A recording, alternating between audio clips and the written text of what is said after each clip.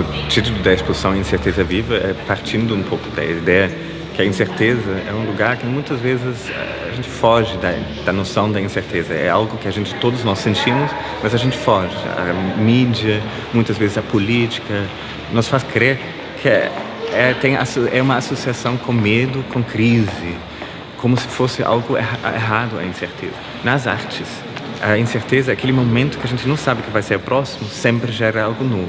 Então, temos que abraçar a incerteza, e a exposição quis celebrar a incerteza como esse momento, num sentido assim, para superar esse momento que a gente está vivendo, que realmente talvez nós estamos num momento de crise, sim, de um esgotamento das formas de conhecimento, da ecologia, dos balanços entre humano e nosso ambiente. A gente precisa de muita criatividade, muita imaginação para superar isso. Uma Bienal é sempre feito da perspectiva da localização, não é? É a Bienal de São Paulo, a Bienal de Veneza, e então queríamos também ter este contexto local, esta parte de Serralves, com o nosso património, a nossa coleção do Parque e Museu, e a nossa ideia foi de sair também fora do museu com esta encomenda de 5 pavilhões a 5 arquitetos jovens do Porto para acolherem uma obra, trazendo também estas 3 vertentes da paisagem, arquitetura e arte contemporânea que são fundamentais para a Fundação de Serralves. O desafio que nos lançaram foi o de concebermos um pavilhão que de alguma forma estivesse em continuidade com os jardins de Serralves. A nós pareceu-nos interessante explorar essa relação de continuidade através de um espaço mediador, que é um espaço entre, que é o espaço em que nos encontramos atualmente, que é esta antecâmara percurso, que no fundo é um espaço que ainda é jardim, mas também já é pavilhão, e onde agora começa a nascer relva, e portanto, de facto, jardim e pavilhão se fundem. O pavilhão assume uma forma circular, precisamente porque se poderia direcionar para vários sítios do jardim. É importante dizermos que os pavilhões foram concebidos, todos eles, antes de haver uma localização específica, e isso faz com que, de alguma forma, muitas das premissas fossem premissas genéricas. Parece-me que, no nosso caso, o casamento foi muito feliz e que, de facto, parece que este pavilhão sabia à partida o filme que ia ser exibido. É um filme que nos fala de 2 realidades, de 2 mundos que se opõem e que, de alguma forma, estão aqui também relacionados neste pavilhão, que é um pavilhão que se vê que é construído com as mãos, mas que, na verdade, foi concebido digitalmente. Isso também há aqui um tema que, de alguma forma, está relacionado com o tema do filme. O nosso pavilhão procura ser um objeto insólito no parque. De certa maneira, ele vai roubar a planta, o desenho da planta, que é bastante clássico, tanto ao parque como ao próprio museu. Depois, essa planta é trabalhada volumetricamente para criar o tal objeto insólito que aparece aqui e que se vai descobrindo à medida que vamos andando à volta do pavilhão, que ele assume uma forma de algum modo estranha. E depois a sua materialidade completa essa vontade e, de certo modo, procura camuflar-se e assumir a roupagem da vegetação e do seu entorno. Esta camuflagem não é no sentido de esconder a peça, é sim mais uma vez, como fazemos com a forma, esta vontade de criar o tal objeto insólito que vai sendo descoberto à medida que não só andamos à volta dele, como também entramos e vamos descobrindo. Lá dentro, apesar da forma aparentemente estranha no exterior, lá dentro conseguimos recuperar a simetria da tal planta clássica e o vídeo do Jonatas é enquadrado por um espelho de água que, mais uma vez, traz o exterior para dentro do pavilhão.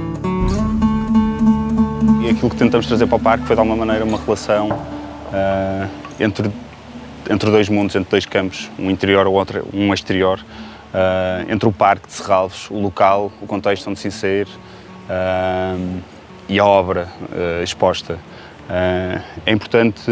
Foi importante este binómio que nos acompanhou até ao final. Não consigo identificar o pavilhão como sendo um pavilhão, mas como um objeto e como uma travessia. acaba por ser, se calhar, a força do projeto está presente nesta travessia, uma travessia que se eleva do chão, quase que se afasta do solo do parque e entrando num grande plano, quase fora de escala, que nos aperta, que controla a luz, que controla o acesso e depois que nos devolve à obra do artista. Quando nos foi destinado o artista que íamos expor, vemos que esta bipolaridade do projeto, ela também existe no projeto da Bárbara. Isto acaba por ser muito forte, porque ela revela uma espécie de dois mundos paralelos que convivem, um confronto socioeconómico forte da cultura brega brasileira, da música brega brasileira, e portanto o nosso pavilhão faz essa distinção, faz quase essa bipolaridade, é quase nós afastarmos de uma realidade para atingirmos outra.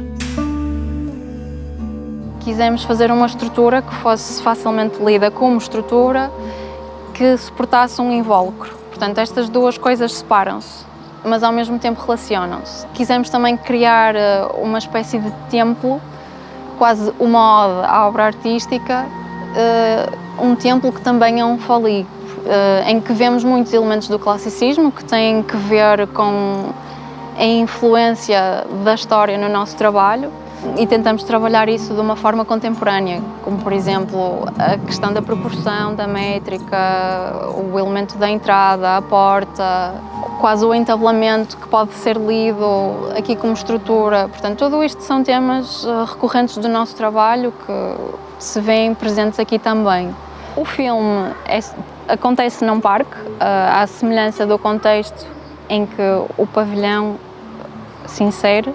Portanto, há uma relação entre a projeção da obra artística e o lugar.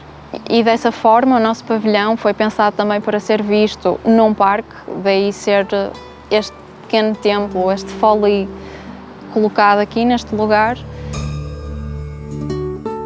O pavilhão implementa-se ao final de uma alameda do Parque de Serralves, uma alameda que está a eixo com a Casa Cor-de-Rosa e que, ainda que não tenha contacto visual com ela, exerce uma grande força, um grande eixo central com essa casa e, portanto, uma relação com esse desenho, com essa casa. Por fora é feita de chapa ondulada reutilizada.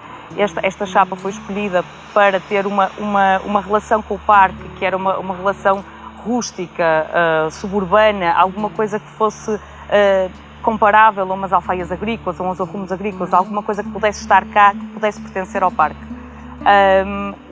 O interior tem essa dicotomia, é mais limpo, mais ligado ao museu, mais burguês, portanto tem essa surpresa, essa limpeza foi também concebida para que o próprio vídeo pudesse ser projetado em todas as paredes.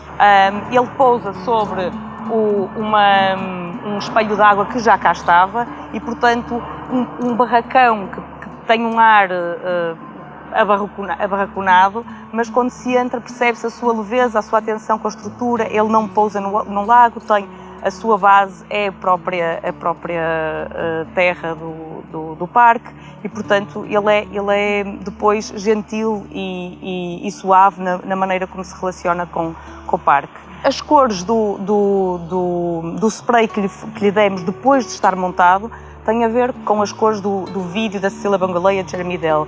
Portanto, nós fomos buscar esse contacto com o vídeo, ainda que já estivesse um bocadinho dado pelo próprio material, ainda quisemos dar-lhe mais essa semelhança com a escolha dos cor-de-rosas, dos roxos e do vermelho, que achamos que está bastante casado com o vídeo.